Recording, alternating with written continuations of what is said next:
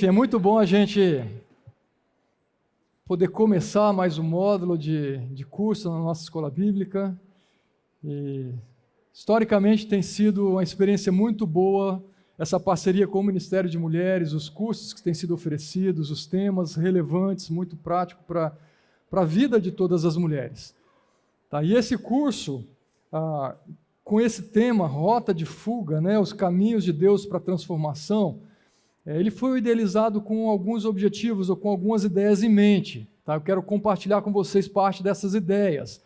O objetivo é identificar quais são as rotas de fuga e compreender as motivações que nos levam a evitar o confronto. A gente vai entender o que é essa ideia de rota de fuga também, vamos conversar um pouquinho sobre isso.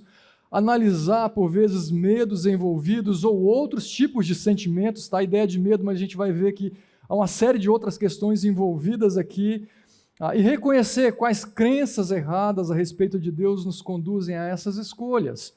E, acima de tudo, esse curso visa apontar o caminho e a solução à luz das Escrituras, ajudando-nos a aceitar a vontade de Deus, mesmo quando a vida se torna difícil. Então, ou seja, ao chegar ao final desse curso, é a intenção que esses objetivos sejam cumpridos e provavelmente, além desses objetivos, vocês vão perceber, pelo que eu olhei, toda a proposta de curso, cada aula, vai mais além do que isso aqui. Será uma boa oportunidade para se conversar, para orar sobre essas questões que envolvem as nossas rotas. E hoje, especificamente, eu quero falar sobre as rotas de fuga. Tá? E é o título dessa aula aqui. Provavelmente isso aqui não é algo exclusivo de uma ou outra pessoa. Sempre que você vai para algum lugar, que você tem algum destino, uma viagem, e às vezes não é uma viagem, locomoção aqui dentro de Campinas, né? A gente tem usado cada vez mais e quase ficando escravos, né, de um Maps da vida, de um Waze, para a gente traçar a rota. Tá? E quando a gente joga lá, geralmente há algumas expectativas quando nós pensamos em definir as nossas rotas. Muitas vezes a gente quer o caminho mais curto, algumas vezes nós queremos o caminho mais seguro. Puxa, esse caminho é curto, mas vai me fazer passar por tal bairro ou por tal área da cidade. Será que eu vou ou não vou? Muitas vezes a gente quer fugir de trânsito. Né? Quantas vezes o Maps ou o Waze te salvou de um congestionamento? Está ali, rota, as definições de rota, muitas vezes fugir de pedágio, e uma série de outras questões que a gente coloca em mente quando a gente vai definir uma rota, um plano de viagem ou algum percurso que a gente quer percorrer. E geralmente, quando a gente define, a gente não está livre de encontrar algum percalço, algum contratempo no meio do caminho. E quando a gente se depara com alguma questão, com algum desafio, com algum problema que é identificado, seja por nós ou muitas vezes pelo próprio programinha que você usa, ele já começa um processo de procurar uma rota diferente para nos conduzir para um lugar melhor. E você tem a opção de escolher. Quero, não quero. Muitas vezes a gente escolhe, não, eu sei que esse caminho é melhor e a gente vai, e por vezes, dá com os burros na água. E às vezes a gente vai realmente pela área mais segura. Então, ou seja, por vezes, mesmo tendo definido a nossa rota, o percurso a ser percorrido ali, a ser traçado, a gente vai se encontrar com desafios, com dificuldades no meio do caminho. A questão não é se eu encontrar, a questão é quando vamos encontrar. Em algum momento ele vai, principalmente quando a gente pensa na nossa vida, a trajetória da nossa vida toda, eles vão aparecer. Tá? Uma dificuldade maior ou menor, um problema, um desafio, e como que nós encaramos, como nós lidamos com isso. Observe o que diz o próprio Senhor: aproxima-se a hora e já chegou, quando vocês serão espalhados, cada um para a sua casa. Ou seja, Jesus está sinalizando que um grande desafio estava por vir. Na verdade, ele vinha falando sobre isso há alguns momentos da sua história. Havia uma trajetória a ser percorrida por ele, e ele está sinalizando: escuta, aproxima-se a hora e já chegou. A hora de quê? E ele está falando: olha, o problema à vista. Quando vocês serão espalhados, cada um para a sua casa. E ele continua: vocês me deixarão sozinho. Ou seja, o problema para vocês e aparentemente desafios para mim. Mas eu não estou sozinho, pois o meu Pai está comigo. E eu lhes disse essas coisas para que em mim vocês tenham paz. E ele diz um versículo altamente conhecido aqui: neste mundo vocês terão aflições. Contudo, tenho ânimo, eu venci o mundo. Então, aqui, na verdade, o Senhor já está falando para nós, escuta, nessa trajetória, no seu caminhar, como mãe, como esposa, como profissional, como dona de casa, e você vai fazendo a sua lista e ampliando a lista. Ele está falando, você vai ter aflições. E é interessante que o termo usado aqui para aflições, ele até assusta a gente um pouquinho, porque a palavra grega é exatamente a ideia de o ato de prensar. Talvez você olhar para aquelas máquinas que prensam latinha, né? Você coloca a latinha ali. É exatamente essa ideia. No mundo vocês terão momentos em que vocês passarão como se fosse por uma prensa, e que isso vai gerar desconforto, isso vai gerar uma série de sentimentos, isso vai gerar uma série de sensações que eu preciso analisar e entender tudo isso à luz de quê? Tá? Então, parte da nossa conversa vai ser voltada para essas ideias. Tá? As aflições, elas virão. O Senhor está falando, é fato, é uma questão de tempo, é uma questão de momento, e não é somente uma. No mundo vocês terão aflições. Tá? E elas serão comuns, algumas vão passar por problemas muito semelhantes, outras diferentes, mas eles vão fazer parte da nossa vida. Como eu mencionei, há questões que são muito particulares até mesmo para a vida das mulheres, e há questões que são comuns tanto para mulheres quanto para homens. Então eu queria que rapidamente você pensasse, inicialmente você, quais são os problemas ou desafios com os quais você se depara no dia a dia. Só pensa. Quais são os problemas ou desafios com os quais vocês se deparam no dia a dia? Poderia parar aqui, né? Vocês aqui podem ser dispensados, mas quais são? Agora, conversem com quem está ao seu lado, 2, no máximo 3 pessoas, rapidamente, compartilhe quais são os problemas e vocês têm a árdua tarefa de elencar 3, tá? 3. Eu sei que eu estou falando para um grupo majoritariamente de mulheres, mas vai lá, é desafio, já é o primeiro desafio do momento, tá? Na sua cabeça já pipocou um monte de ideia. Então vamos lá, 3, tá? Vocês definam 3. Eu posso dificultar, eu posso estabelecer um tempo curto, viu? Vai lá, 2 ou 3 pessoas conversem. Problemas comuns. Eu sei que eu corro o risco de perder o controle aqui, né? Vai lá, conversa aí rapidamente. Problemas, desafios com os quais vocês se deparam no dia a dia de vocês.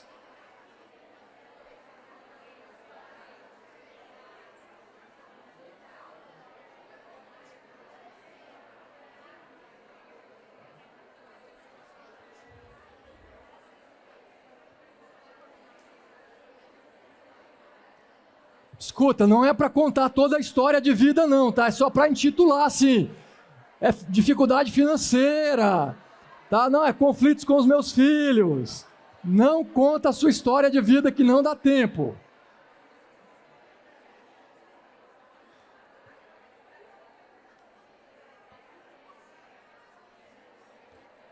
Vamos lá, a dupla ou trio que já chegou à conclusão de 3, só sinaliza para mim levantando a mão aqui para eu saber.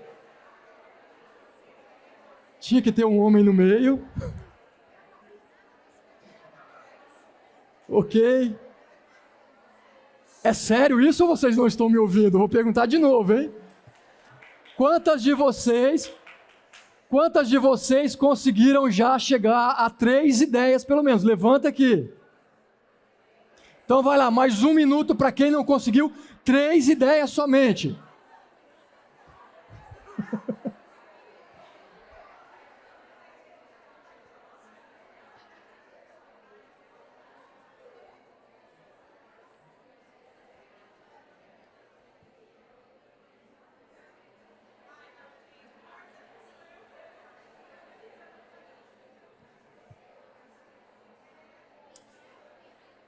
Nós temos cadeira aqui na frente ainda se precisar. Regina, tem cadeira aqui, tem ali no meio. Vamos lá, agora presta atenção nas próximas instruções. Se você não prestar atenção na instrução, você vai se perder nessa rota, tá? Então presta muita atenção aqui. Agora você escolhe um de vocês que vocês vão fazer o seguinte. Sei que vocês já conhecem, nós vamos usar o aplicativo do Mentimeter Então você vai apontar o teu celular, a tua câmera aqui, ele vai te lançar para um link. Não escreva ainda, aguarde a orientação.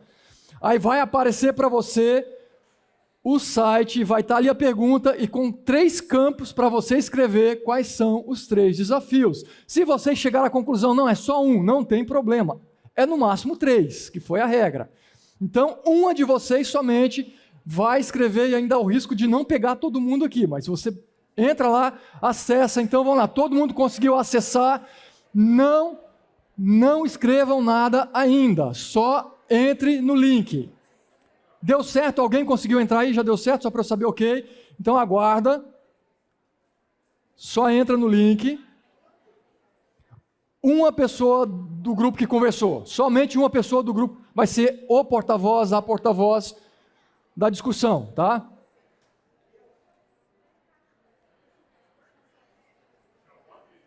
Todo mundo, suponho que todos tenham conseguido acessar, então aguarda mais um minutinho só, deixa eu lançar isso aqui, que vai ser importante.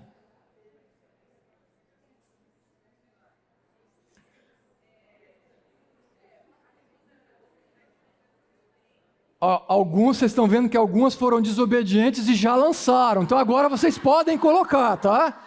Se perderam na rota, tá vendo como que a gente pega? E eu já estou até sabendo quem foi. Vai lá, escreva aí.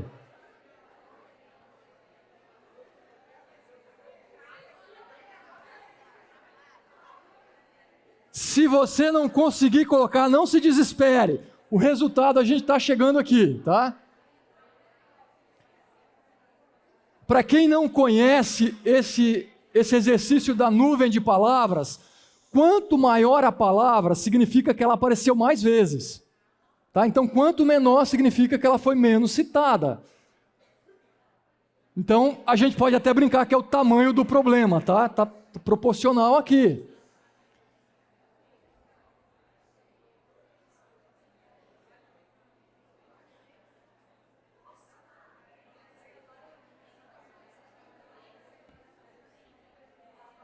Estou pensando que está acabando, mas não está acabando, né? Ok, vamos lá, já vou lendo um pouquinho. Acredito que vocês já estejam lendo. Há uma disputa aqui entre tempo e trabalho, é algo que me parece ser um conflito, e filhos. Vamos lá, os 3 maiores aqui, né? São os conflitos ou as áreas de conflito muito mais intensas. O trabalho cresce um pouquinho mais, tempo novamente. A gente percebe família, ela aparece mais que uma vez e curiosamente, ela às vezes se digitou errado, com acento, sem acento. Você vai ver que tem 2 famílias, eles se juntam, aumenta um pouquinho mais o tamanho do problema. Mas vamos lá, olha, comunicação no casamento, pouco tempo e trabalho, plano de vida do filho, ser sal e luz no trabalho, comunicação, a gente percebe trabalho aparecendo escritos de maneira diferente, afazeres domésticos, a comunicação, comparação, evangelismo, ser exemplo nos desafios, gestão de tempo, tempo de devocional, vamos lá, os maiores aqui, casamento, relacionamentos, organização de tempo, afazeres de casa, problemas financeiros, e não para. Você perceber como que a lista ela é grande, como que de fato a gente se depara com problemas que você fala, não, isso aqui para mim só não coube para eu colocar na minha lista, que bom que alguém colocou. Porque eles vão fazer parte da nossa vida. Tá? Em maior ou menor escala, em maior ou menor tempo e prazo, a gente vai enfrentar desafios. Né? Se você está se preparando para casar, você vai lidar com alguns desafios. Se acabou de casar, são alguns tipos de desafios. Vem os primeiros filhos, os filhos vão para a faculdade, os filhos vão se casar, os filhos vão embora. Vem, né? Percebe? A nossa vida ela é dinâmica. Cada fase tem os seus desafios, cada fase tem os seus problemas. Deixa eu voltar para a minha tela aqui.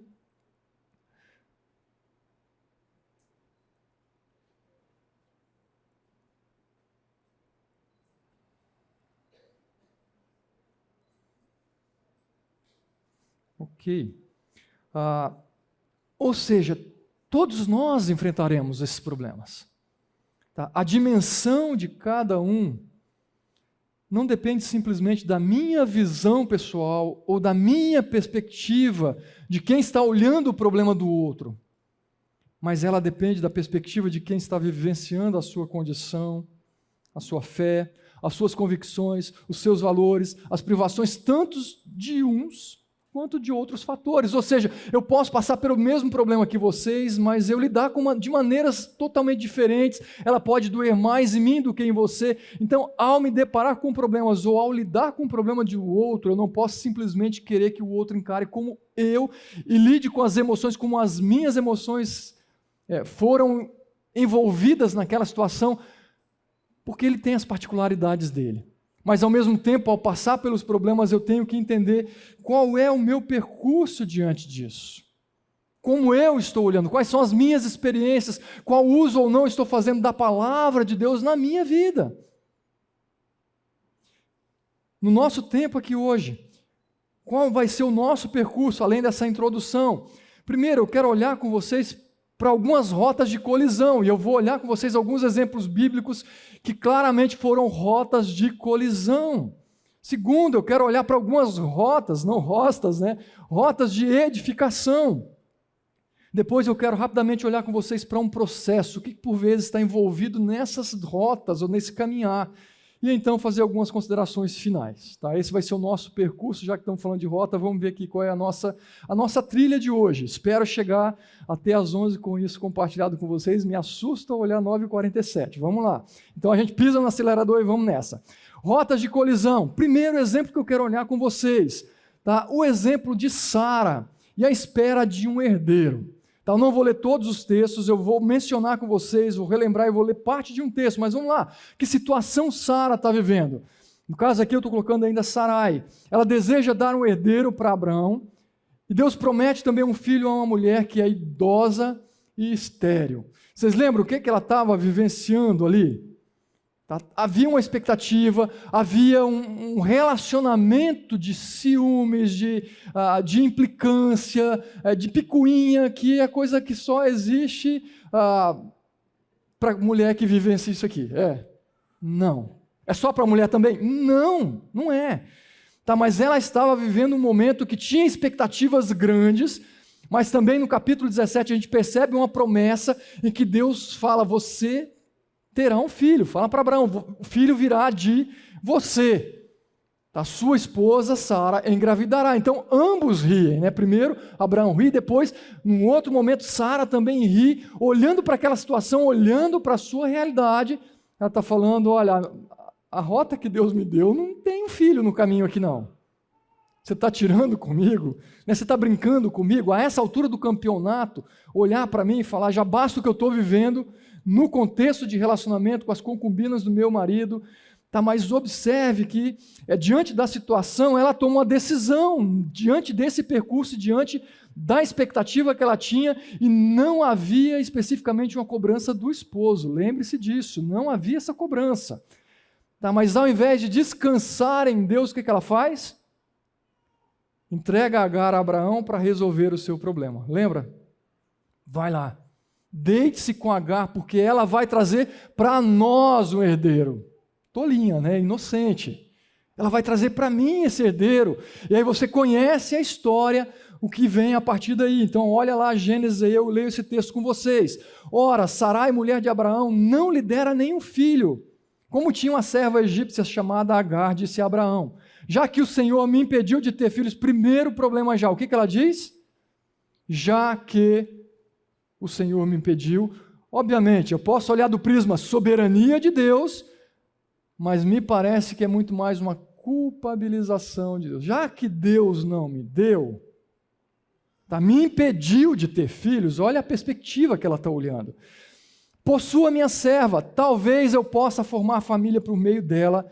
E Abraão atendeu a proposta de Sarai. O tamanho amor, o tamanho a inocência também de Abraão. Ele vai, se deita com Sarai e ele diz o texto, quando isso aconteceu, já fazia 10 anos que Abraão, seu marido, vivia em Canaã. E foi nessa ocasião que Sarai, sua mulher, entregou sua serva egípcia Agar a Abraão. Ele possuiu Agar e ela engravidou. E quando se viu grávida, o que acontece? Começou a olhar com desprezo para sua senhora. Ou seja, havia uma rota, havia um trajeto, havia um percurso, Por alguma razão, ela acha que sabe o que é melhor, ela acha que tem a solução, e ela resolve ela mesma reprogramar o percurso. Então ela vai recalculando a rota. Só que foi ela mesma quem fez. Ela toma a sua própria decisão. Por causa da sua angústia, por causa da sua tristeza, por causa da sua expectativa, por causa dos seus medos ou por uma série de outras razões. E isso teve os seus desdobramentos, que não foi exatamente o que ela imaginou. Vem exatamente uma mulher que assim que fica grávida começa a olhar para ela com desprezo. E aí você conhece o desenrolar da história. Diante da situação, diante da decisão de Sara, a gente percebe aqui uma rota de fuga que eu estou colocando aqui, duas ideias, mas obviamente ao estudar você pode ampliar isso aqui, mas que são ideias presentes de controle e manipulação da situação. Você já se percebeu em alguma situação assim? Talvez o marido está direcionando, olha, estamos indo, é ali, uma mudança de emprego, uma mudança de cidade, uma mudança de escola dos filhos, uma mudança de trabalho, não sei o quê. Ou você está lidando com a situação, não tem ninguém mais envolvido, é você e Deus. Tá? E de repente Deus está mostrando claramente algum caminho que você precisa tomar, mas você toma as rédeas, você segura o volante e fala, eu sei o caminho. E eu mudo a rota. Tá? Ou eu coloco alguns elementos nessa rota. Como se eu soubesse o que é melhor, eu tento controlar, eu tento manipular. Para quem está chegando, tem lugar, tem 2 cadeiras aqui na frente, tem mais 2 atrás, fica tranquilo, você não atrapalha ninguém aqui, tá? E aí uma lição, pelo menos, que a gente pode trazer para a nossa vida, olhar para o exemplo de Sara. Tentar resolver os nossos problemas, ou esses desafios, ou encarar somente com os nossos recursos, da nossa própria maneira, no nosso tempo, do nosso jeito, pode gerar consequências que são muito piores e duradouras. No caso de Sara, escuta, foi um problema para uma vida, não só dela, mas de Abraão também. Porque depois o filho cresce, aí nasce então o prometido, o herdeiro, a promessa que veio no tempo de Deus, do jeito de Deus. E ela começa a sentir todo o ciúme e coloca a escrava para correr, não só a escrava, mas o filho. E você diz que conhece a história. A sua rota foi mudada e a rota de uma série de outros também foi afetada, porque a consequência não fica somente nesse campo pessoal. Intervenção. No caso de Sara, a sua rota de fuga foi controle e manipulação da situação. Segundo exemplo que eu quero trazer, Elias. Tá, uma ameaça que o abala. Mais uma vez, peguei histórias bem conhecidas para a gente não precisar de ler todos os textos, mas a situação que Elias estava vivenciando. Escuta, após uma grande vitória espiritual, capítulo 18, você vai encontrar ali o embate, né, de Elias com os profetas de Baal, uma coisa fantástica, maravilhosa de ver como ele corajosamente, dependente de Deus, olhando para Deus, quem ele é, como ele age, com todo o seu poder, ele vive uma experiência fantástica com Deus. De repente, ele é ameaçado por uma mulher chamada Jezabel. E as suas reações e a sua decisão define a sua rota. A sua escolha definiu a sua rota. Por alguma razão, aquela experiência e aquela visão de Deus deu uma murchada, deu uma apagada. E ele simplesmente decide fugir, se isola e deseja a própria morte. Fala, mas que cara mais... Pode falar. Está falando com medo, né? Frouxo, pareceu muito isso. Está falando com medo, mas me parece que é essa a ideia. Covarde diante de tudo aquilo que ele viveu, não porque ele poderia, mas diante da relação com Deus. Talvez a gente pode usar um outro termo aqui, então, que incrédulo, né? Observe aqui, ora, Acabe contou a Jezabel tudo que Elias tinha feito e como havia matado todos aqueles profetas à espada. Aí vem a mulher corajosa, né, de fibra, por isso Jezabel mandou um mensageiro, se tinha alguém que tinha que estar com medo, era Jezabel. Olha a petulância, olha a ousadia. Mandou um mensageiro a Elias para dizer-lhe que os deuses me castiguem com todo rigor, caso amanhã nesta hora eu não faça com a sua vida o que fez com a deles. Olha, uma ameaça contundente, né? Vou fazer exatamente o que você fez com esses profetas. E Elias teve medo e fugiu, olhando simplesmente para si mesmo, porque temeu perder a sua própria vida. E aí o texto continua: em Berseba de Judá, ele deixou o seu servo e entrou no deserto, caminhando um dia, e chegou a um pé de giesta e sentou-se debaixo dele e orou pedindo a morte. Já tive o bastante, Senhor. Tira a minha vida, não sou melhor do que os meus antepassados. E depois se deitou debaixo da árvore e dormiu, e aí vem a ação de Deus. Percebe? É alguém que ele simplesmente se entrega. De uma maneira covarde, de uma maneira incrédula, ele se entrega diante de uma situação que talvez a maioria está olhando aqui. Gente, tão pequeno. Não é desprezando uma mulher, mas é tão pequeno comparado com aquilo que ele já tinha vivenciado.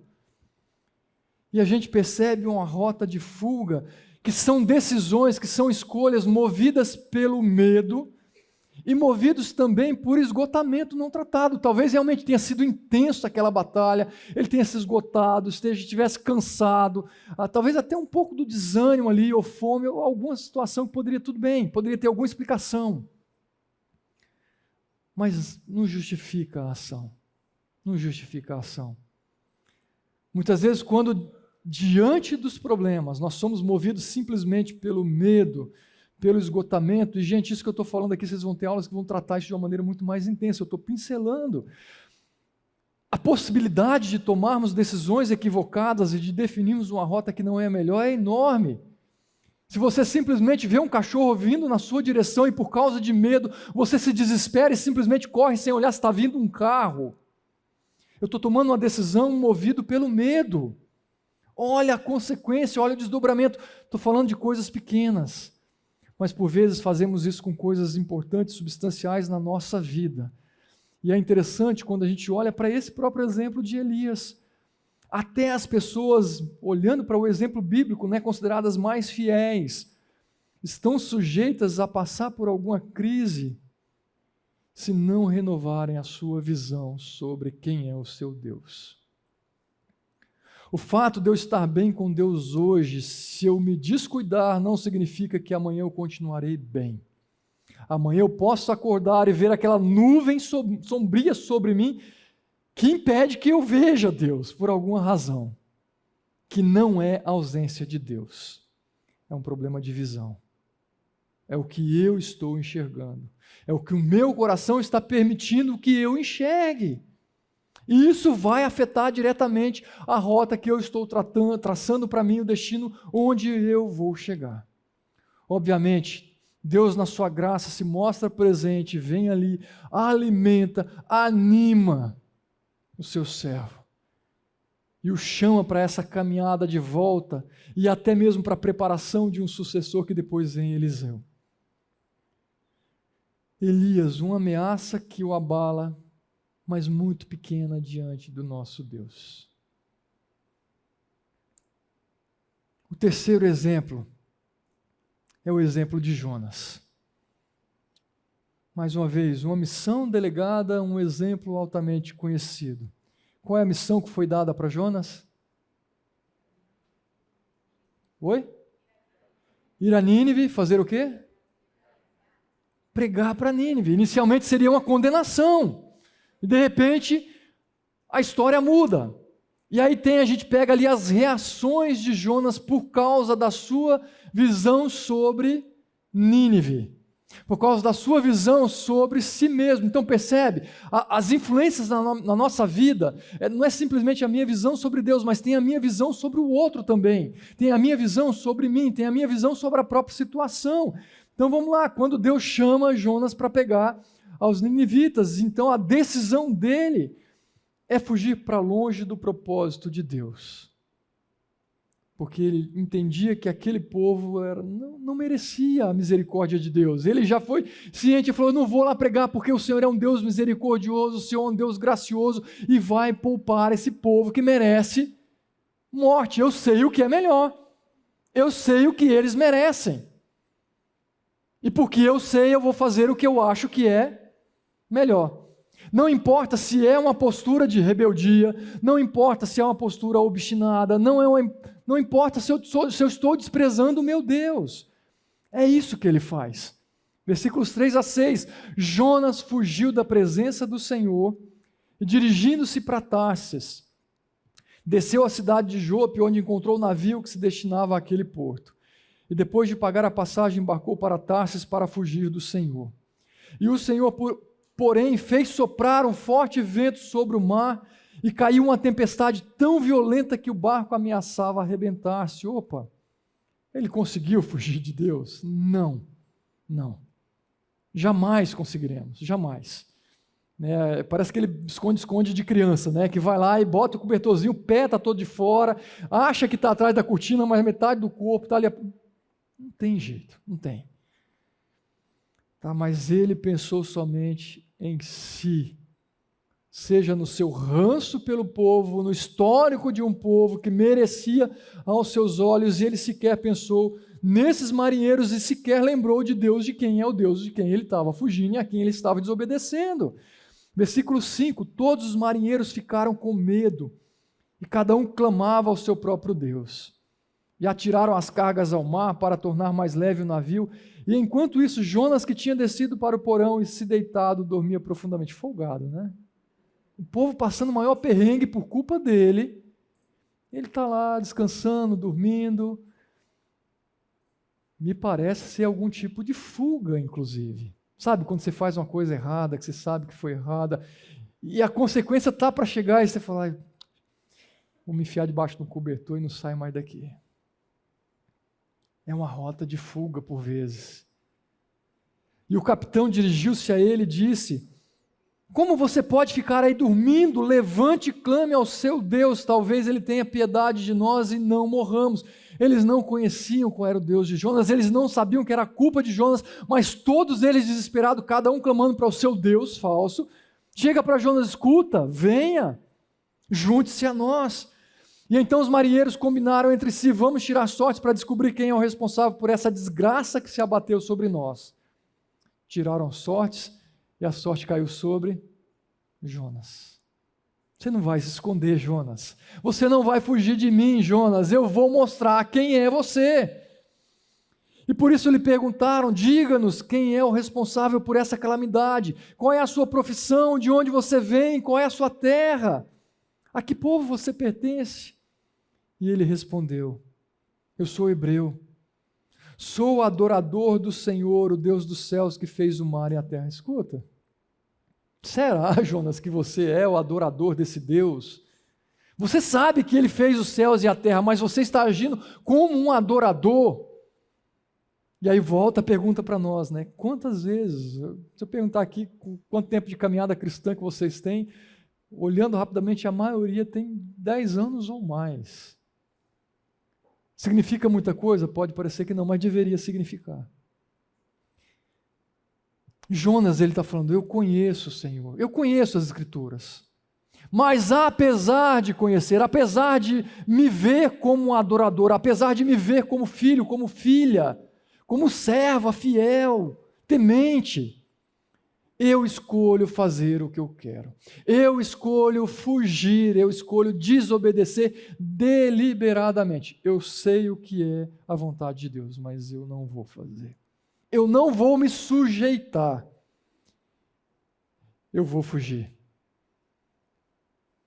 E a rota de fuga aqui de Jonas foi movida pela desobediência e pelo preconceito por um povo.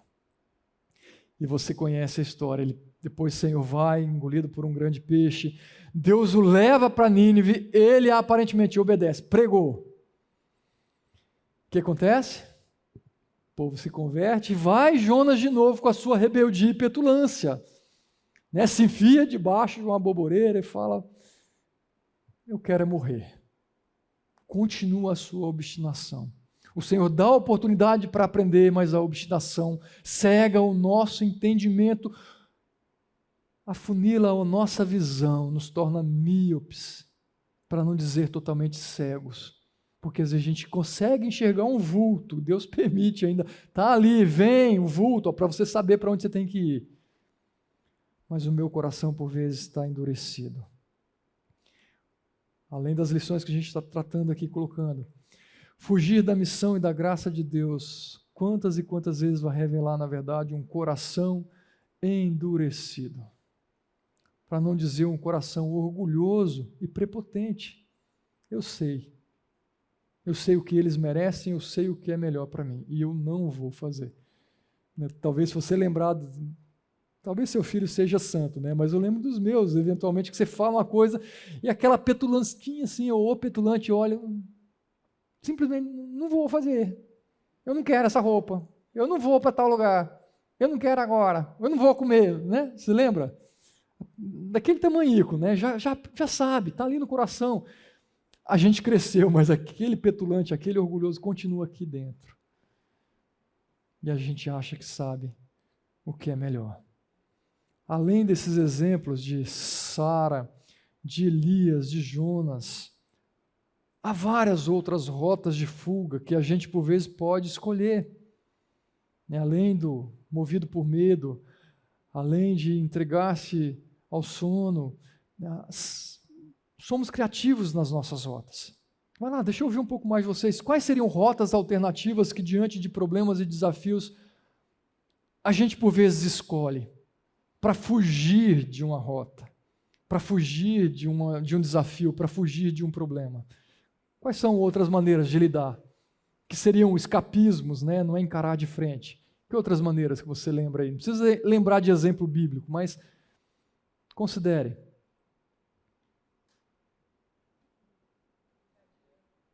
Ficar adiando, mais para frente, mais para frente, mais para frente.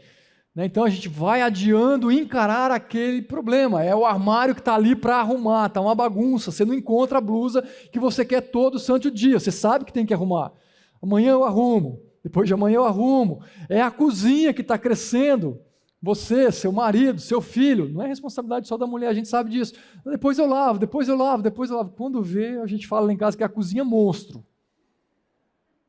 Horas lavando louça. Que mais? Que outras rotas alternativas se pensa e se cria? Oi? Buscar distrações. Opa, eu vou assistir a minha série preferida. Eu vou para o shopping passear. Eu vou fazer compra. Eu vou buscar distrações. Que mais? Oi? Medicação. É o sinal mesmo? Bateu? Segura aí que vocês não estão na rota de liberdade para tomar café ainda não, hein? Medicação. Eu vou me entupir de remédio porque eu não aguento mais essa vida. É só um remédio para me tirar, seja para me animar. Gente, não estou falando. Há situações na vida que uma medicação ela será importante para sair de um buraco e lidar. Mas a medicação gerando dependência é o que me alegra, é o que me faz. Vamos lá, medicação, bebida. Tá?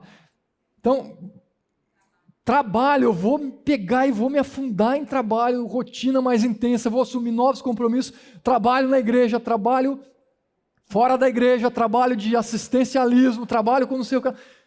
Você já viu mulher assim? E tem mulher que realmente vai abraçando e acha que não está abrindo mão de nada. Você está enganada. Você está abrindo mão de uma série de coisas que vale a pena você listar e pensar, será que eu não estou abrindo mão de algo que é muito importante na minha vida? Mas deixa eu compartilhar rapidamente a minha lista aqui que eu fiz com vocês. Negação da realidade. Eu olho para aquilo e falo, não é isso. Não é. Não é. Meu filho não é desobediente, não. É só é pontual. Ele não é assim. Ele é bonzinho. Eu nego a situação, isolamento emocional, eu não converso mais com as pessoas, eu não falo do meu problema, eu não falo com a minha família, eu não busco a ajuda de ninguém, eu me isolo e eu me afundo num buraco cada vez mais profundo. Ativismo compulsivo, né, que vocês falaram, trabalho, culpar a Deus ou culpar os outros. Pessimismo, né, só pensa no pior, a minha vida é a pior coisa do mundo, essas coisas só acontecem comigo, e começa um vitimismo ali que facilmente poderia se entregar. Busca de consolo em vícios, foi mencionado aqui. autossuficiência, eu vou encarar tudo isso porque eu dou conta. E muitas vezes até fuga para um legalismo espiritual. É uma fala toda espiritualizada, é uma manipulação da palavra, é uma manipulação do versículo para justificar as nossas escolhas e mudanças de rota que a gente, na verdade, está olhando que é rota de colisão. E é interessante quando a gente vai olhar para a ideia, o termo rota de fuga. Rota de fuga não é somente a ideia de eu fugir de um embate. As rotas de fugas, nós temos aqui portas com travas de segurança. Muitas vezes a rota de fuga ela vai me levar para um lugar seguro. A questão é como que eu estou olhando para essas rotas, como eu estou lidando, o que está me levando a decidir. As saídas de incêndio são rotas de fuga. Vá por ali. Tá, mas muitas vezes as rotas alternativas que nós estamos chamando rotas de fuga, elas são, na verdade, rotas de colisão. E eu preciso prestar muita atenção. Então, deixo aqui para você ir para o seu café pensando nisso aqui. Qual dessas rotas você já utilizou ou que outras rotas você tem utilizado e permitido na sua vida, que são esses escapismos? Como a palavra de Deus e a comunhão com irmãs ou irmãos podem ajudá-la a escolher o melhor caminho, a melhor rota que é a de fé, mesmo quando dói, mesmo quando aperta, mesmo quando eu estou ali naquela prensa. Pensa nisso, vai para o seu cafezinho, pode conversar à vontade agora, depois a gente volta. Uma vez que olhamos para essas rotas alternativas, as decisões elas não vêm do nada. Tá? Existe um processo, e para essas rotas de fuga especificamente, tentei organizar algumas ideias aqui, e no final eu espero desenvolvê-las um pouco mais, mas o que eu vejo? Primeiro, a gente tem que olhar lá para o fundamento, por vezes são fundamentos fragilizados. Tá? Alguma coisa está errada no fundamento da minha fé, da minha compreensão, seja sobre Deus, seja sobre as situações, seja sobre o outro. O fundamento está ali, está com rachaduras, ou não foi colocado no lugar certo, nem a casa está sendo edificada em uma estrutura que, olha lá, está sem a base, está sem o fundamento. Tá? Uma vez que eu tenho o fundamento fragilizado, facilmente eu vou gerar e cultivar essa visão distorcida. Eu não vou enxergar as coisas da maneira correta porque eu estou usando a lente errada. E estou mesmo, tá? Porque aqui embaça no fundo. Se eu tiro, eu não enxergo de perto. Coloca a lente certa. Coloca na rota a coisa correta. O endereço certo. Vê se você pôs... Você já teve a experiência de colocar o nome da rua e aí você nem olhou, de repente mandou para outra cidade, porque tem uma outra rua naquela bendita cidade. Sempre que eu vou para o Betel, eu ponho lá Betel, ou eu ponho Greenville.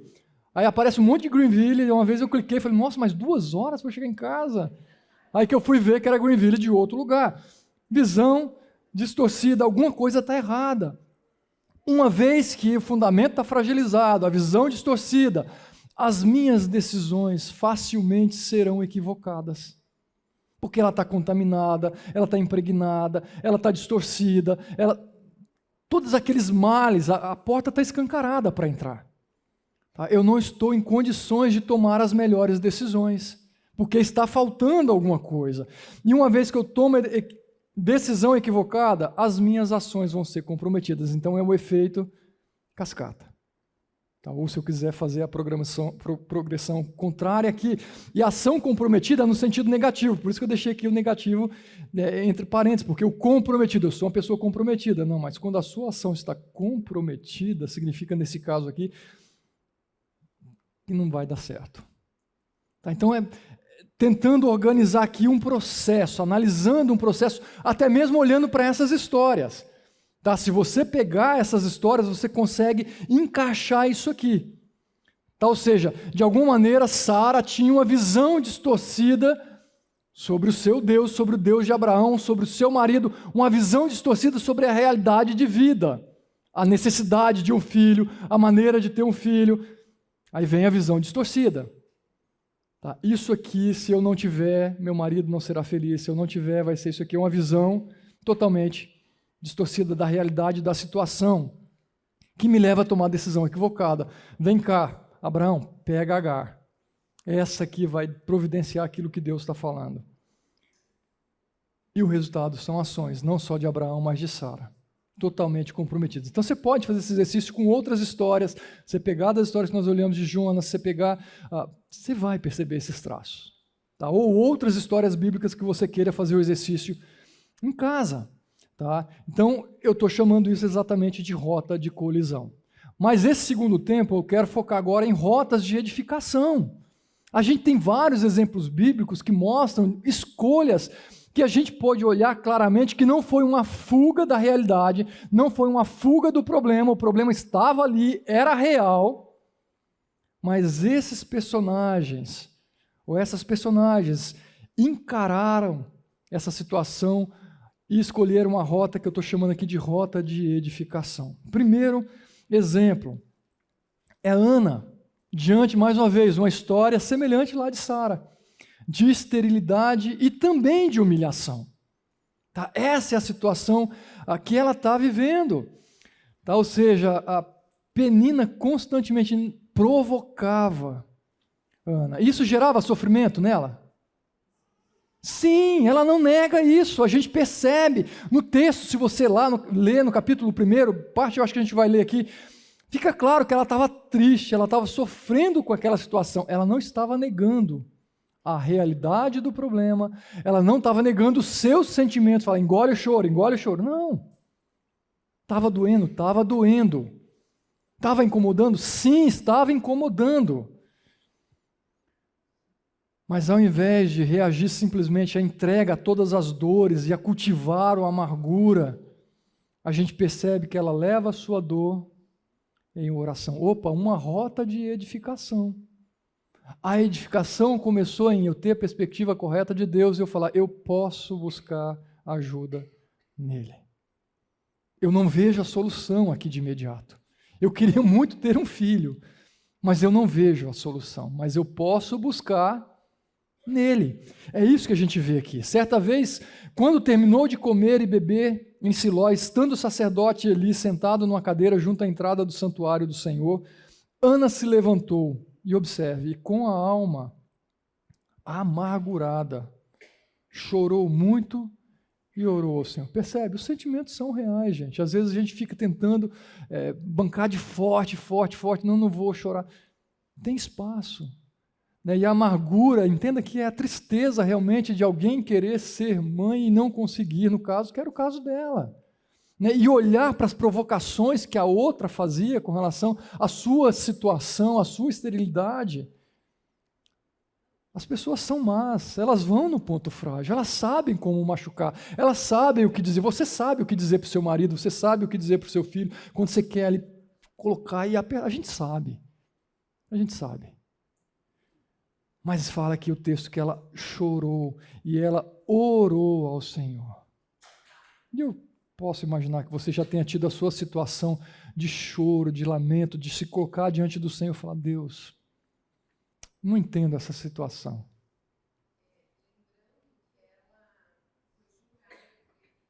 Como bêbada. Tá, então...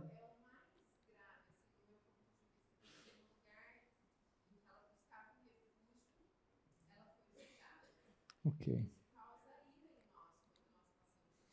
E qual foi a reação dela? Diante de um julgamento, eu não tinha pegado esse detalhe, tá, na história, mas foi bom você ter levantado, porque diante de um desafio, esterilidade, surgiu um outro desafio, ela toma a melhor escolha, a melhor decisão, a minha rota vai ser de me colocar diante do Senhor, me debruçar e derramar o meu coração, chorar e falar com Ele. Vem aquele que deveria acolher e cuidar, o líder, o sacerdote, o homem, o espiritual, e ele julga, condena. Obviamente, depois a história mostra que houve a mudança, Deus deixa claro o que estava acontecendo ali, mas ela ainda assim, ela não se revolta, ela não dá uma resposta atravessada, ela permanece na sua devoção e na sua reverência, e também com respeito por quem era aquele homem. Tá interessante essa colocação. E então ela fez um voto dizendo, ó Senhor dos Exércitos, se tu deres a atenção à humilhação da tua serva, te lembrares de mim, não te esqueceres da tua serva, mas deres liberes um filho, então eu o dedicarei ao Senhor por todos os dias de sua vida. E o seu cabelo e a sua barba nunca serão cortadas, e aí mais uma vez, você conhece a história. Uma escolha de uma rota de edificação.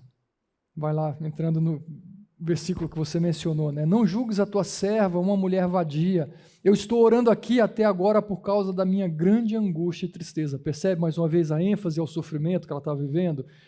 E Eli então responde, vá em paz, e que o Deus de Israel lhe conceda o que você pediu. Percebe? Tanto ela coloca a sua visão no Senhor, e agora Eli, uma vez entendendo, ele também fala, olha, seu foco, Senhor, mantenha a sua visão lá. Olhe para ele. E ela disse, espero que sejas benevolente para com a tua serva. E então ela seguiu o seu caminho, comeu, e olha a mudança. E o seu rosto já não estava mais abatido. Gente, não tem lugar melhor. Não tem conselho melhor. Tem ótimos amigos, tem ótimos conselhos. Mas o melhor, não abra mão dele, é o primeiro. Ela foi no Senhor. Karina, você ia falar alguma coisa?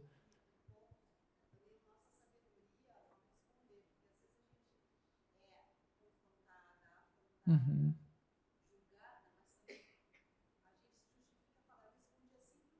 Uhum.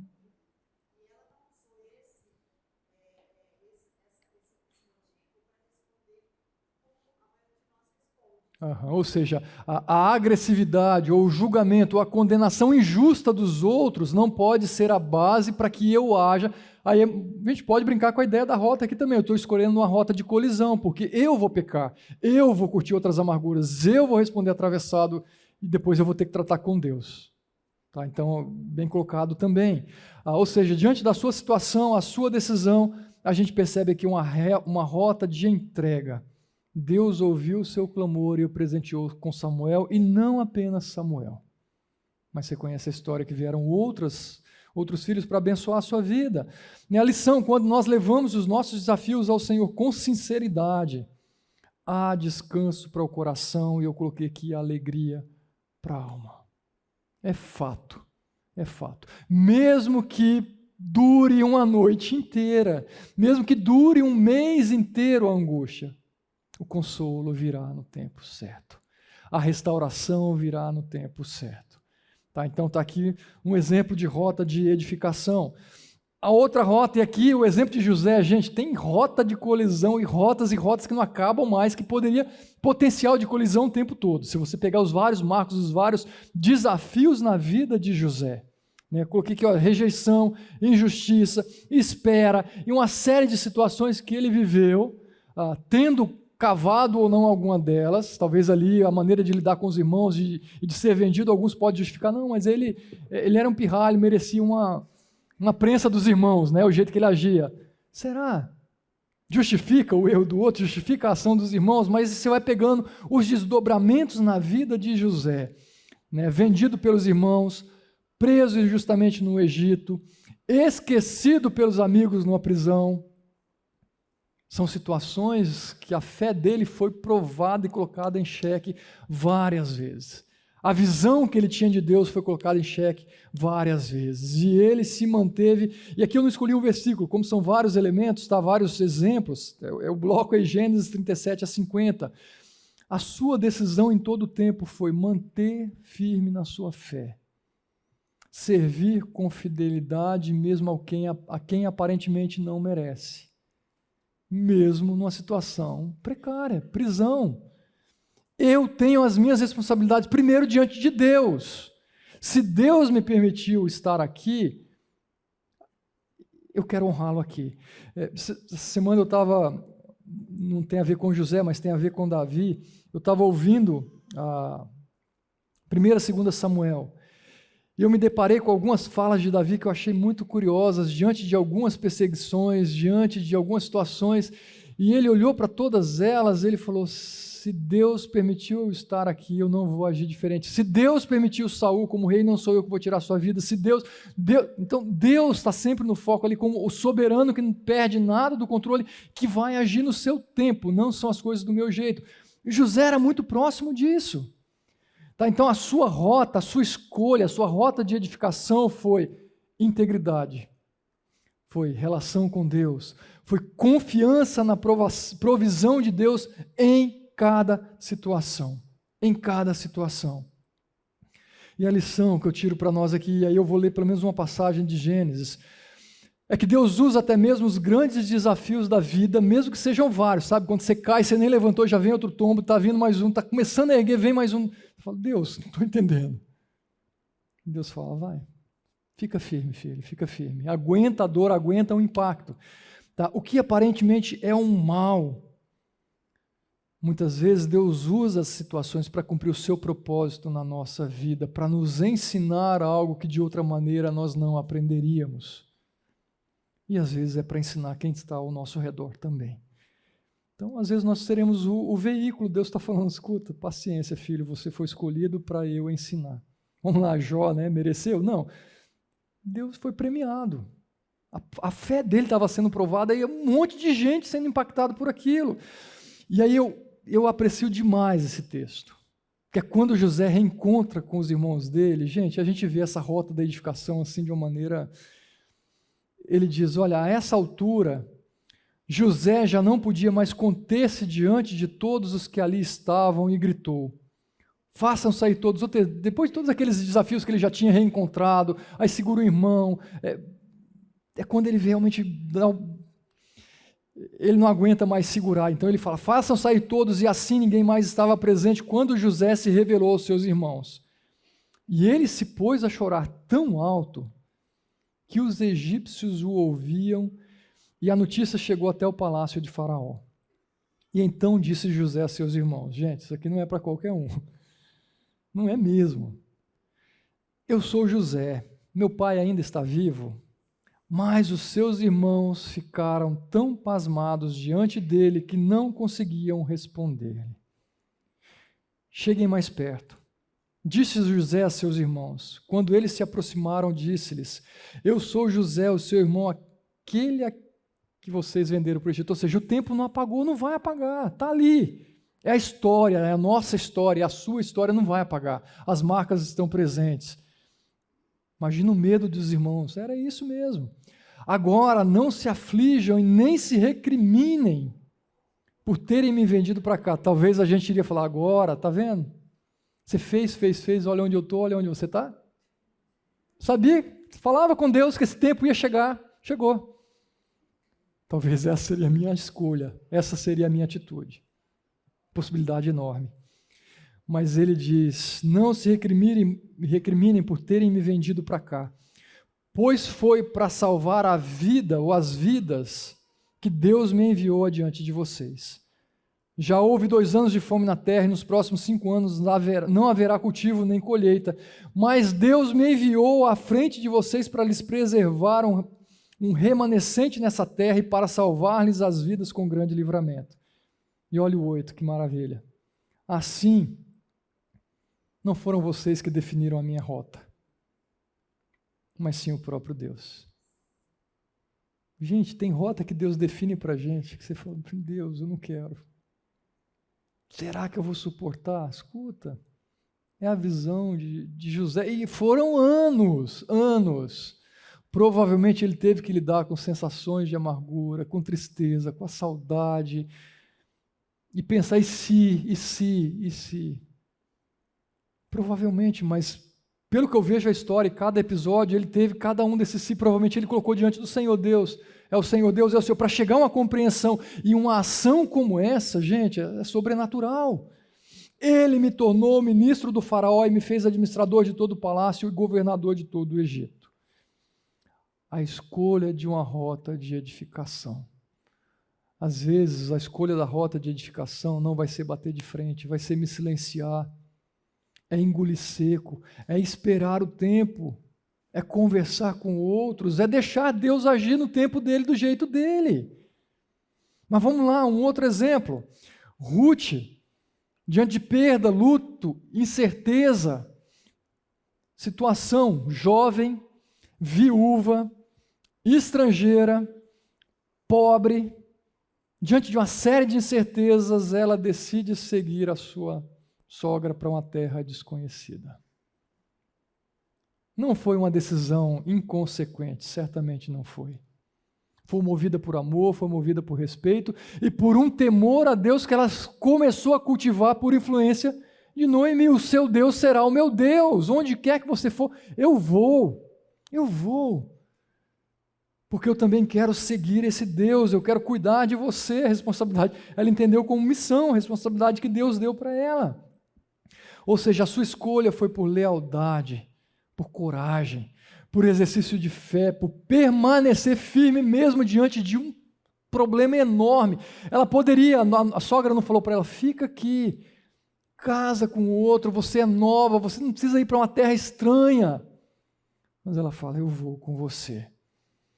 E mais uma vez, os desdobramentos você conhece. Eu vou passar um pouquinho mais rápido, que eu quero concluir as ideias aqui, mas Boaz se casa com Ruth, tem o filho, e você sabe, dali vem toda uma geração, né? Você vem Davi, de Davi a gente tem o próprio Cristo vindo diante de uma escolha por uma rota que trouxe edificação e que impactou não só a sua vida, mas toda uma geração. Toda uma geração. Ela estava disposta a continuar pagando o preço que fosse necessário. Eu vou ter que trabalhar? Eu vou. Eu vou lá colher espiga? Eu vou. Se tivermos que passar pela pobreza, vamos caminhar juntas. Alguém que escolheu uma rota de edificação. E quantas, às vezes, abandonam o barco no meio do processo. É tão comum, infelizmente, quando uma esposa descobre um câncer, os maridos simplesmente abandonam o barco. Não vou passar por isso junto. E poderia listar várias situações que as mulheres muitas vezes têm que enfrentar sozinhas, porque alguém abandonou o barco. E às vezes são vocês que são desafiadas e lançadas para o desejo de abandonar o barco. Puxa, mas ele foi infiel de novo. Mas ele fez isso de novo. Mas ele roubou de novo. Mas ele... Qual é a rota que eu vou escolher? Qual é o caminho? Deixa eu pensar se eu posso falar isso ou não, se é uma besteira, mas não é. Sempre existe a possibilidade de uma restauração. Sempre. É que eu estou falando e lembrando da mensagem do Riscado, ele está aqui hoje. Não sei quantos de vocês lembram o ponto do não retorno de Saul. Tem solução. Tem respostas que não necessariamente serão movidas pela minha angústia, pela minha dor, pelo meu sofrimento, pela minha tristeza, que tentam realmente me segurar. Qual é a rota que eu estou escolhendo? Fidelidade e confiança em Deus, mesmo em meio à dor, abrem caminho para a restauração e para um propósito maior na nossa vida. Lembre-se disso. Agora, analisando também agora esse processo de rota de edificação, da mesma maneira que a gente analisou aquela rota, aquele processo. Primeiro, é a gente olhar aqui nesses personagens, e eu tinha até listado aqui, eu falei, não vai dar tempo, mas vale a pena você estudar a história de Esther. Diante de um problema gigante, teve também as suas escolhas. Vou encarar de frente, não vou fugir.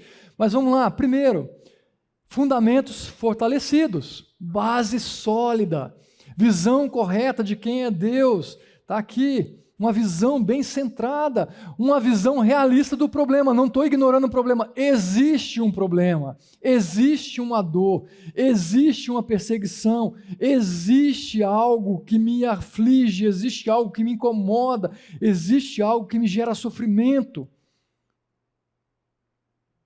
Mas eu tenho uma visão centrada também sobre essa realidade e o poder que tudo isso tem sobre a minha vida ou não. E isso me gera a tomar decisões sábias, não decisões precipitadas. Decisões sábias por vezes levam 1, 2, 3, 5 dias, às vezes um mês, porque se eu decido precipitadamente eu vou fazer besteira. E o que resulta em ações consistentes, em ações que realmente geram essa edificação, em ações que geram transformação. Tá, então, nesse último tempo que eu tenho com vocês, meu relógio aqui são 13 minutos, 14 minutos mais ou menos que a gente tem. Olhar rapidamente para esse processo aqui. Tá? Então, as duas rotas aqui para você ver, e se você quiser comparar, né? Fundamentos fragilizados ou fundamentos fortalecidos, uma visão distorcida, uma visão bem centrada, uma decisão equivocada, uma decisão sábia, as ações comprometidas ou ações consistentes, relevantes, ações, poderia até ter colocado aqui, né? Eu posso mudar, transformadoras. Tá? É o que você quer colher. Como que você está semeando para colher? Se você depende do que você está semeando. Tá, então vamos lá. A minha visão de Deus molda os meus valores, que moldam as minhas decisões, que definem as minhas ações. Vou passar rapidamente nisso aqui. Primeiro, os fundamentos. Pergunta inicial que eu tenho que fazer sempre. Quem é Deus para mim? Posso colocar várias outras questões que vão ser fundamentos, onde eu busco ajuda, o que é a palavra de Deus para mim, mas a principal é quem Deus é para mim. Tá? E diante de um contexto que nós dizemos que cada um faz o seu Deus, né? Cada um imagina o seu Deus, cada um idealiza o seu Deus de acordo com as suas expectativas pessoais, de acordo com as suas frustrações pessoais, de acordo com o que o sistema está impondo e colocando para nós. Cuidado. Quem é o seu Deus? A maneira como eu percebo Deus influencia profundamente como eu vejo a vida. Ou seja, se eu vejo Deus como amoroso, justo e soberano, alguns dos atributos, eu terei segurança para confiar, para obedecer, para me entregar. Percebe? A influência e a relação. Se eu vejo Deus como distante, indiferente ou imprevisível, o que eu vou fazer? Quais serão as minhas escolhas? Quais serão as minhas decisões? Eu vou buscar controlar, porque eu sei o que é melhor. Está aqui um Jonas. Eu buscarei evitar sofrimento. Eu vou tentar fugir das situações difíceis, porque eu acho que Deus não vai estar presente. Ele não vai cuidar. Ele não está olhando para mim. Ele não se importa comigo. Olha o que ele já deixou eu experimentar, olha o que ele já deixou eu viver. Ele não está olhando para mim. Cuidado, quem é Deus para você? Mateus 7, 24 nos diz: todo aquele, pois, que ouve essas palavras e as pratica, será comparado ao homem prudente que construiu a sua casa sobre uma rocha firme. Aqui eu estou falando sobre fundamento, e essa rocha firme vai ser Deus, palavra e todos os desdobramentos da minha vida que tem que ser baseado na palavra de Deus, minha visão de Deus, minha visão de mundo. Desculpa, meu fundamento. E isso vai afetar, então, a minha visão. Vamos lá. Minha visão de Deus define o que eu considero certo ou errado. Está aí. Eu posso ser o que eu quiser, você pode escolher o que você quiser. Minha visão sobre Deus é um Deus que está muito preocupado com a minha felicidade. Se meu casamento não está bem, Deus quer me ver mais feliz. Então, a minha escolha vai ser, vou pular fora dessa situação, porque não está dando certo. Percebe como que essa visão sobre Deus e sobre as coisas de Deus vão afetar totalmente o que eu considero certo e errado? Tá? E a gente tem os vários embates por aí. O que eu valorizo, conforto, caráter, reputação, fidelidade, como eu vou interpretar o sofrimento, isso aqui é punição de Deus. Quem pecou foi ele e os seus pais. Não, Jó, você está pagando pelo que você semeou. Você tem que ter feito alguma coisa errada, senão você não estaria nessa situação. Abandono.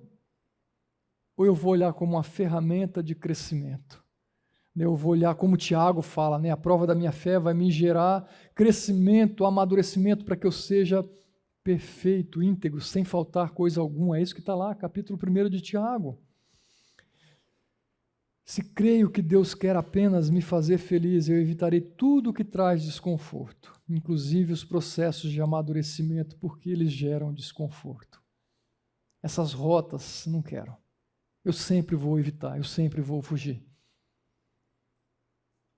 Exemplo. Simão Pedro respondeu, a visão dele sobre Deus, né? Tu és o Cristo, o Filho do Deus vivo. E respondeu Jesus, feliz é você, Simão, filho de Jonas, porque isso não lhe foi revelado por carne ou sangue, mas por meu Pai que está nos céus. Uma visão centrada, mas que uma vez não mantida, você escolhe uma rota errada. Lembra, Pedro? Depois disso aqui, vem a negação. Puxa, mas Ele não é o Cristo? O que aconteceu com esse Pedro aqui? Ele se deixou ser levado pelas situações, tomado pelo medo, a fuga, e fuga literal, né, de fugir para não ser preso, de preservar a própria vida. Cuidado, mantenha viva essa visão, alimenta sempre essa visão, que vai afetar suas decisões, inevitavelmente. Tá? Ou seja, como isso se traduz em decisões? Diante de um problema ou conflito, se eu creio que Deus está presente e agindo, eu posso enfrentar com coragem, com fé. Eu vou encarar, como eu já mencionei os exemplos aqui. Está doendo? Sim. Está gerando sofrimento? Sim, mas eu vou encarar isso com fé, com coragem. Se eu creio que eu estou sozinho ou que Deus não se importa, eu vou me silenciar, eu vou ceder, eu vou fugir, eu vou agir por impulso. E a fuga, muitas vezes, vai ser a tentativa de proteger aquilo que eu valorizo muito mais do que a vontade e o conhecimento que eu tenho sobre quem é Deus. Porque o meu sentimento é mais importante, a minha visão pessoal ela é mais importante. Cuidado com a sua visão, expectativa pessoal. Está aqui alguém com uma decisão firme, baseado no seu conhecimento e disposto a pagar o preço. Tá? Diante daquela comida que era ofertada aos ídolos, a gente percebe aqui o Daniel 1:8 falando, e decidiu Daniel firmemente no seu coração não contaminar-se com as finas iguarias do rei. Ele poderia comer do bom e do melhor, que era isso aqui. Mas ele entendia que havia um propósito de Deus para a sua vida que era muito melhor do que isso. Ele não impôs para os seus amigos, mas ele convidou os amigos para essa parceria. Está aqui, as minhas decisões. Lembra Provérbios? Confia no Senhor de todo o seu coração. Não acha que você sabe o que é melhor. Não acha. Vá para a fonte, confie. E as nossas ações são o resultado de tudo isso. Se a minha visão de Deus é fraca, eu posso pensar, Deus não vai me sustentar nesse casamento difícil, então melhor eu me isolar ou eu sair fora. Mas se a minha visão de Deus é bíblica, real, eu sei que Ele é meu sustento, eu não fujo, eu busco ajuda, eu oro, eu perdoo, eu busco restauração, eu vou tratar as minhas mágoas, mas eu vou buscar ajuda no Senhor. Exemplos para a gente pensar. E eu lembro aqui de Colossenses 3, que uma vez que a palavra habita ricamente aqui, a gente vai ensinar, a gente vai aconselhar. E aí o versículo 17, então tudo o que eu fizer, todas as minhas ações, vai lá, seja palavra ou ação, eu vou fazer em nome do Senhor, dando por Ele ou por meio dEle graças a Deus Pai. Percebe mais uma vez esse conjunto todo aqui agora, esse efeito de fundamento da minha fé, a minha visão sobre Deus, as minhas decisões e as minhas ações, elas vão estar ligadas. Volta lá na base. E partindo aqui para as nossas considerações finais, a pergunta que eu já fiz, quem é Deus para você? Fundamental você considerar isso aqui.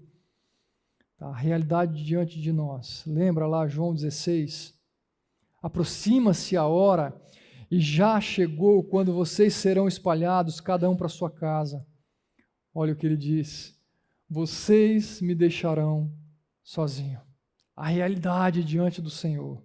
Vocês me abandonarão. Mas olha a visão dele. Mas, gente, é o próprio Cristo falando isso. Ele está falando, a minha confiança não está em mim, não está em vocês, a minha confiança está no meu Pai. Ele mesmo diz, eu não estou sozinho, pois o meu Pai está comigo. Lembra disso sempre, qualquer desafio. Não estou sozinho, o meu Pai está comigo. Mesmo quando você estiver lá no seu quarto, debaixo de um cobertor, com as luzes apagadas, sem o marido, sem o filho, sem o amigo, sem ninguém, lembra disso. Você não está sozinho, pois o meu Pai está comigo. E aí ele diz, no mundo tereis aflições, contudo, tenham ânimo, eu venci o mundo. E aqui ele está falando, olha, tenha muita coragem. Porque eu venci o mundo, é uma promessa, é uma realidade que o Senhor está colocando para nós, é uma lembrança da sua presença, mas ele está falando, olha, eu venci o mundo. Ele. Tá, então é algo que a gente precisa manter vivo na nossa mente e no nosso coração. E aí eu volto nessa afirmação. Quando a nossa visão de Deus é fraca, a nossa vida torna-se igualmente fraca e desestruturada, levando-nos a optar por desvios e fugas de conflitos e sofrimentos. Ou seja, são aquelas rotas muitas vezes de colisão. E eu abro mão da rota de edificação. Dessa forma, nós desperdiçamos a oportunidade de sermos moldados por Deus e acabamos construindo uma visão equivocada. Lembra lá da borboletinha no seu casulo? Né, a pupa que depois vai virar a borboleta? Tem todo um processo ali de trabalho, de desgaste para se tornar algo belo. Esse processo de transformação, de metamorfose, é Deus quem faz em nós. Não pula a etapa, não tenta pular a etapa, não tenta acelerar o processo, nem fuja disso. Apesar de todas as dificuldades que vêm juntas, vale a pena pelo resultado que nós colheremos da ação de Deus na nossa vida. Uma existência sem conflitos e sem confrontos, mas marcada por negações, medos e fugas, resultam, por fim, numa vida sem esperança, numa vida estagnada, numa vida sem transformações. E eu termino o nosso tempo aqui, lendo essa citação da esposa do Spurgeon, que as mulheres vão passar o material colocado, eu achei que valia a pena, e não está restrita a uma ação, mas olha aqui, a alma que aprendeu o bendito segredo de ver a mão de Deus em tudo que lhe diz respeito, não pode ser vítima do medo, e aí você pode aumentar a lista, né? Do medo, da solidão, da amargura. Ela olha além das causas secundárias, diretamente para a vontade de Deus, e descansa contente, porque Ele governa. Dentro do seu carro você segura o volante, mas na rota da nossa vida não é você, é o Senhor. Você pensa que define qual é a rota. Você planeja, mas a resposta vem do Senhor. Vamos orar? Senhor, nós te agradecemos, ó Pai, por esse tempo que a gente pôde passar aqui olhando para tantos exemplos e tantos outros que a Tua Palavra, de maneira tão rica, tem para nos ensinar sobre a nossa vida, sobre as escolhas da nossa vida, sobre como lidamos com situações que por vezes são tão difíceis, tão complexas, que geram tanto desgaste, dor, sofrimento, mas que em todas essas situações o Senhor nos ajude, ó Deus, a manter firme a nossa fé, a nossa convicção, os nossos valores fundamentados, firmados na Tua Palavra, que a nossa visão sobre o Senhor, que a nossa visão sobre o outro, que a nossa visão sobre nós mesmos e as situações, ó Deus, sejam todas elas bem alinhadas com aquilo que a Tua Palavra diz, para que as nossas decisões sejam as melhores, sejam sábias, sejam certeiras, e as nossas ações realmente produzam edificação para nossas próprias vidas e para a vida daqueles que estão conosco.